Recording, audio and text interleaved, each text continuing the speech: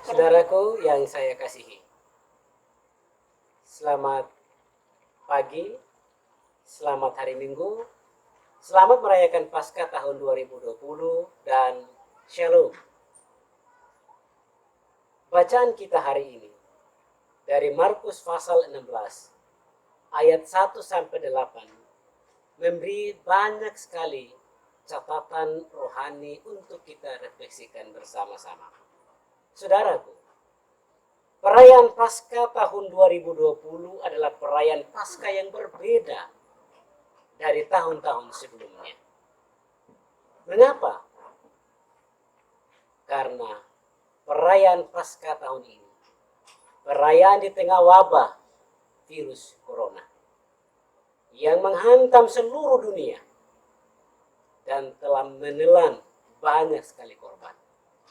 Gereja sebagai tempat yang ramai, tempat berjumpanya banyak orang, dianjurkan untuk tidak melakukan aktivitas ibadah dalam gedung. Dan karena itu kita di tahun ini, tahun yang memang mengharuskan kita untuk mengalami satu suasana perayaan Paskah lain daripada tahun-tahun sebelumnya. Dan sejarah dalam dunia ini mencatat tahun 2020 adalah tahun di mana seluruh aktivitas, termasuk aktivitas perayaan hari-hari besar keagamaan, yaitu hari Paskah, harus berlangsung di rumah setiap rumah tangga Kristen. Saudaraku yang saya kasihi, kita sudah tahu cerita tentang Paskah seperti yang baru saja kita baca dalam Markus pasal 16 ayat 1-8 bahwa Yesus disalibkan di Golgota. Dan pada saat Yesus di Golgota ada 3 keajaiban yang terjadi. Pertama, pada jam 12 siang sampai jam 3 sore, tiba-tiba terjadi kegelapan. Dan itu tidak biasanya, saudara. Kegelapan biasanya terjadi pada jam 6 sore dan seterusnya sampai tengah malam.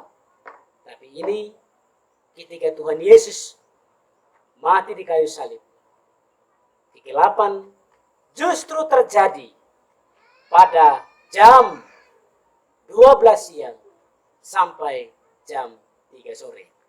Hal yang kedua yang terjadi sebagai keajaiban bersamaan dengan peristiwa di Golgota, tabir bait Allah terbelah 2 dari atas sampai ke bawah.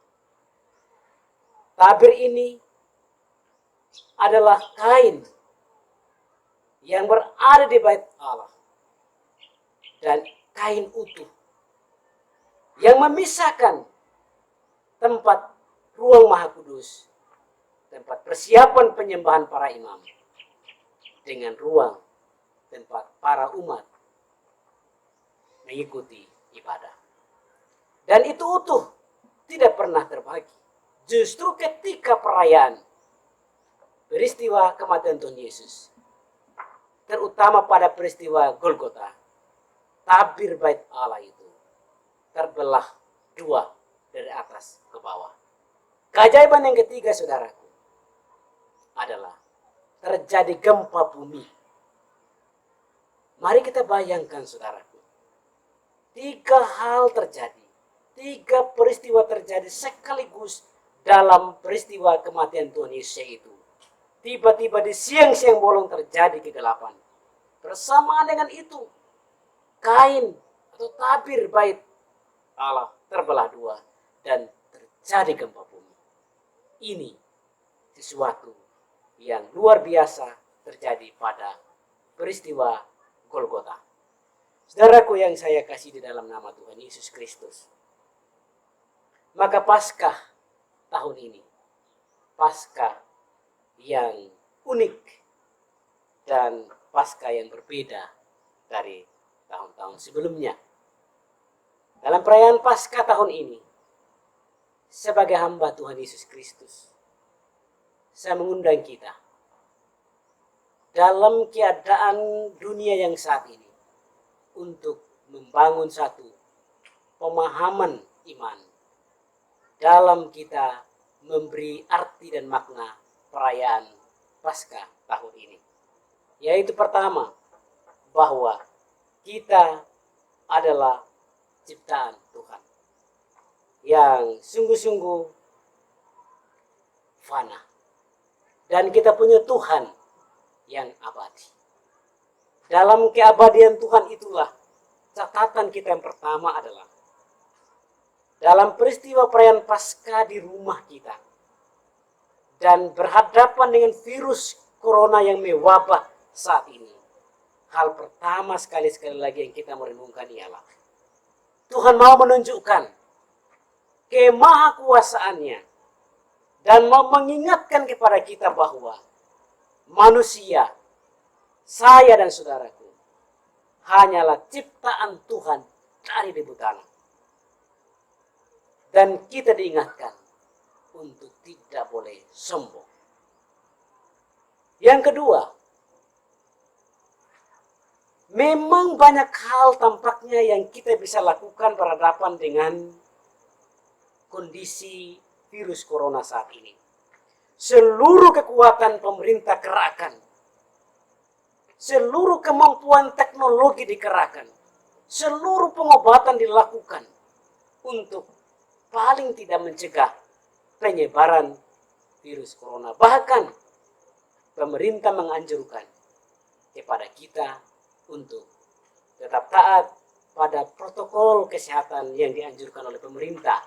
Antara lain, cuci tangan dengan sabun di air yang mengalir.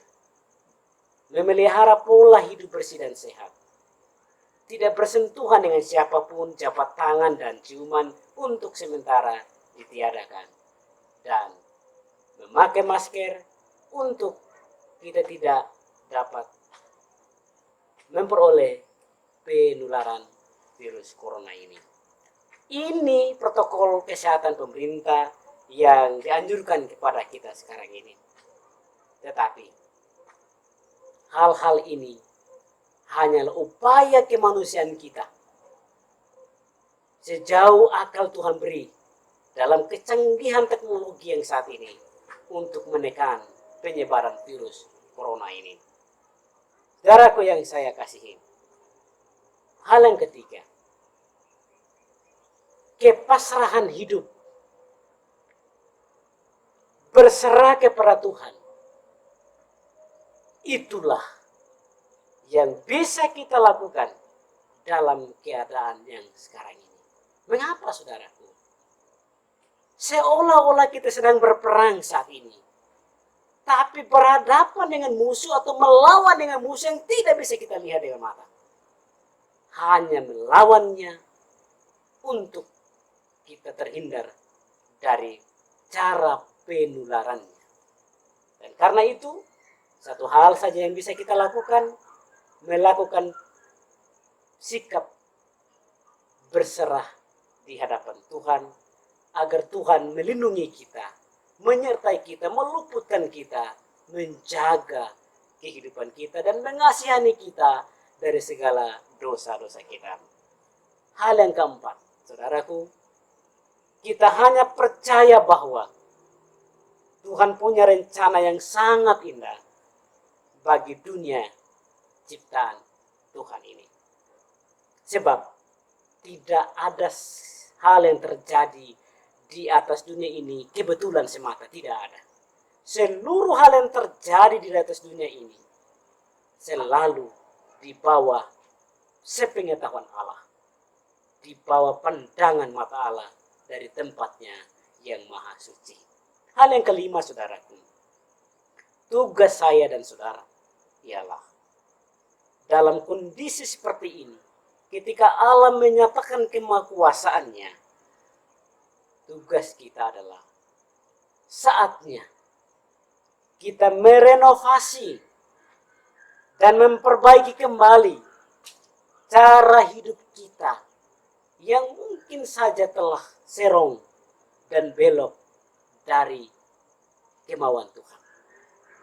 Kita harus jadikan ini momentum bagi kita, momentum yang tepat bagi kita untuk kita memperbaiki dan merenovasi hubungan kita dengan Tuhan, hubungan kita dengan sesama kita, dan hubungan kita dengan alam ciptaan Tuhan. Hal yang keenam, saudara, dunia makin tua. Dunia juga memang makin canggih.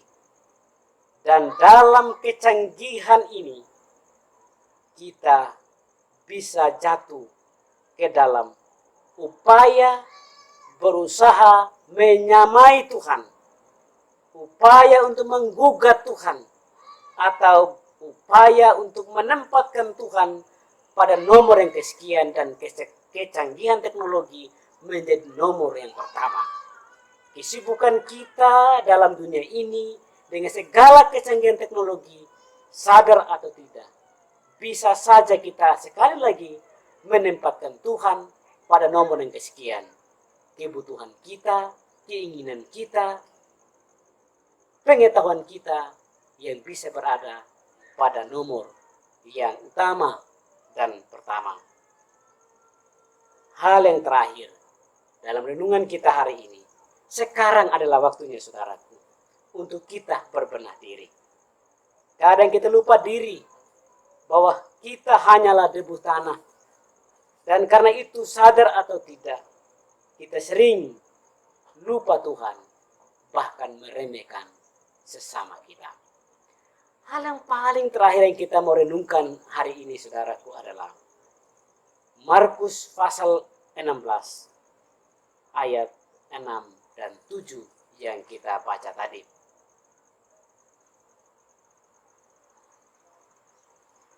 Dengan singkat, mereka sampaikan semua pesan itu kepada Petrus dan teman-temannya.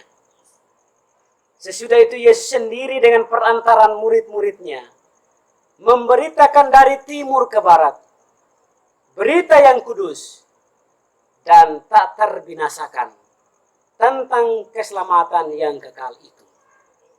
Ini berarti, saudaraku, bahwa berita Paskah, berita kebangkitan Tuhan Yesus dari antara orang mati adalah berita yang kudus.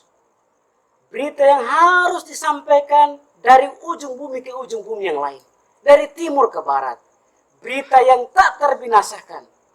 Dan berita tentang keselamatan yang kekal dan yang abadi. Paskah bukan sekedar tradisi gereja. Tapi Paskah adalah peristiwa agung, peristiwa kebangkitan Tuhan Yesus, bahwa kita menyembah Tuhan yang tidak mati, tetapi menyembah Tuhan yang hidup, yang mati di kayu salib, tapi pada hari ketiga ia bangkit dari antara orang mati. Marilah, saudaraku, kita merayakan Paskah dengan tetap berserah kepada kekuatan yang bersumber dari sorga. Dan marilah dengan cara kita, selama kita masih diberi nafas oleh Tuhan, untuk memberitakan dari timur ke barat tentang Paskah sebagai berita yang kudus, yang tak terbinasakan, tentang keselamatan yang kekal itu, kekal untuk saya dan saudaraku. Selamat Paskah, Tuhan Yesus pasti memberkati kita. Amin.